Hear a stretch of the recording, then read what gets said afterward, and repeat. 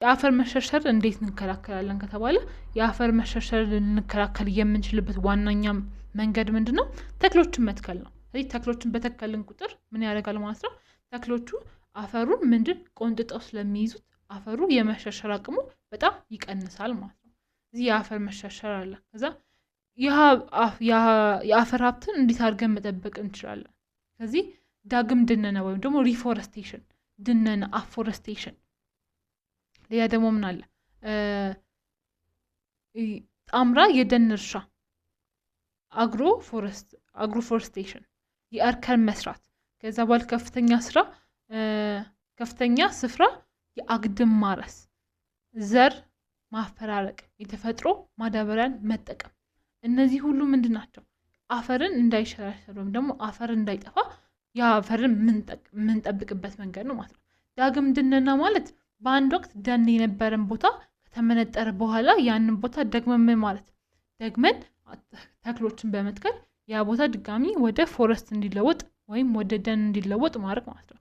ድነና ወይም አፎረስቴሽን ማለት ደግሞ ደን ባልነበረበት ደን በሌለበት አካባቢ ደን መፍጠር ማለት ነው። እዛ አካባቢ እጽዋቶችን በመትከል ምን ማለት ያንን ቦታ በደን ወይም ደግሞ በተክሎች መሸፈን። ሌላኛው ደግሞ ጣምራ የደን እርሻ። ይሄ ደግሞ ጣምራ የደን እርሻ ማለት የእርሻ ተግባራት ወይም ደግሞ እንስሳት እርባታ ጋር የተቀናጀ የዛፍ የሚተከልበት የግብርና ዘርፍ ጣምራ የደን እርሻ ይባላል። ስለዚህ ጣምራ የደን እርሻ የምንለው ምንድነው? እዛ አካባቢ ገበሬዎች አሉ። ገበሬዎችን ሚኒንግ እንስሳቶችን የሚያሳድጉ እንስሳቶችን የሚያረቡ ምኖች እና ከዛ ደግሞ እርሻም የሚያርሱ ደግሞ ሰዎች አሉ። ስለዚህ እነዚህ ሰዎች በዛው ከጎን ለጎን ምን እንዲያደርጉ ተክሎችን በመትከል ደን እንዲሰሩ በማድረግ ማለት ነው። ሌላኛው ደግሞ እርከን ነው። እርከን ማለት ዝናብ በሚዘንብበት ጊዜ አፈሩ ወደታች ጠርጎ እንዳይኬድ ቢጠረግም ወደ ቀጣዩ ቦታ ወደ ቀጣዩ የእርሻ ቦታ እንዲሄድ ማድረግ። ስለዚህ እርከን በጎርፍ አማካኝነት ውሃው አፈሩ እንዳይሸረሸር የሚያደርግ ዘዴ ነው ማለት ነው። ሌላኛው ደግሞ ከፍተኛ ስፍራዎች ላይ አግድም ማረስ። ስለዚህ ከፍተኛ ቦታዎች ላይ አግድም በምናርስበት ጊዜ እርከን ሰራን ማለት ነው። ስለዚህ እዛ አካባቢ ምንም ጊዜ ቢሆን ዝናብ ቢዘንብ ምን ቢልም ምን ይሆናል?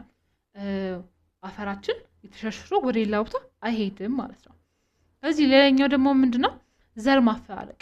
ስለዚህ ዘር ማፈራረቅ ሲባል ደግሞ አንድ ቦታ የምንተክለውን የእጽዋት አይነት የዘር አይነት መለዋወጥ ማለት ነው። ስለዚህ በዚህ ዓመት ጤፍ ከተዘራን በሚቀጥለው ዓመት በቆሎ፣ በቀጣዩ ዓመት ደግሞ ሽንኩርት እንደዚህ ያደርግን በምንዘራበት ጊዜ ምን ይሆናል? አፈራችን ምን አይልም ንጥረ ነገሮች ወይም ደግሞ ያሉትም ማዕድኖቹ አይጠፉም ማለት ነው። ስለዚህ በእነሱ ምን ማለት እንችላለን? መጠበቅ እንችላለን እኛ ማለት ነው። ሌላኛው ደግሞ የተፈጥሮ ማዳበሪያን መጠቀም።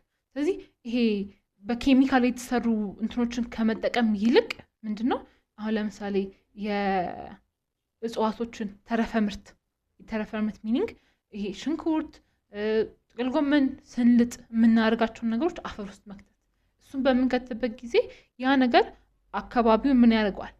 አካባቢውን አፈሩን ንጥረ ነገሮችን እየመለሰ ማዕድናቶችን በውስጡ እያዳበረ ይሄዳል። ግን ኬሚካል በተጠቀምን ቁጥር ደግሞ ምን ያደርጋል? የአፈር ለምነቱን ከጊዜ ወደ ጊዜ እየቀነሰ ይመጣል። ስለዚህ እዛ አካባቢ ደንና አርግ ምን ብንል ራሱ የአፈሩ ምንም አይነት ውስጡ ንጥረ ነገር ስለሌለው ያን ነገር የመያዝ የመያዝ አቅም ስለማይኖረው እዛ አካባቢ ምንም አይነት ተክሎች አያድጉልንም ማለት ነው።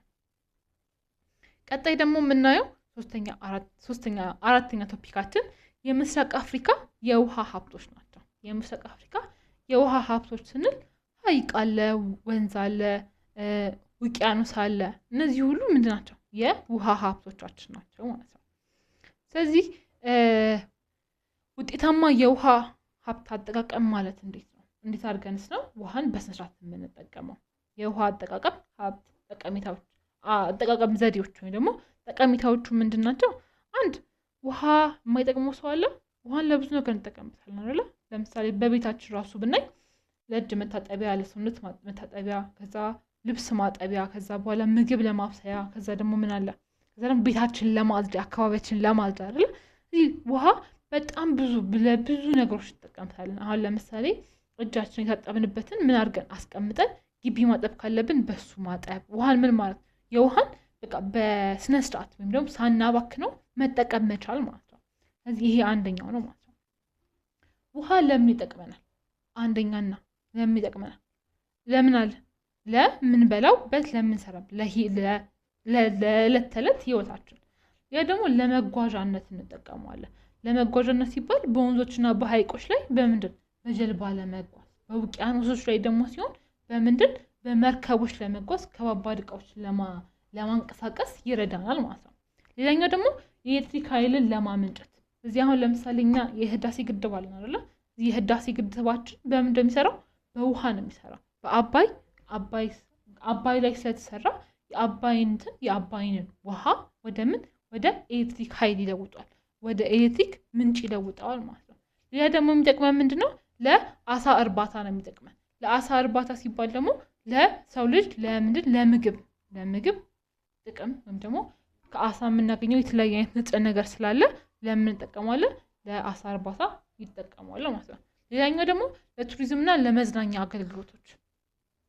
ስለዚህ ለቱሪዝምና ለመዝናኛ አገልግሎቶች ሲባል ምንድነው?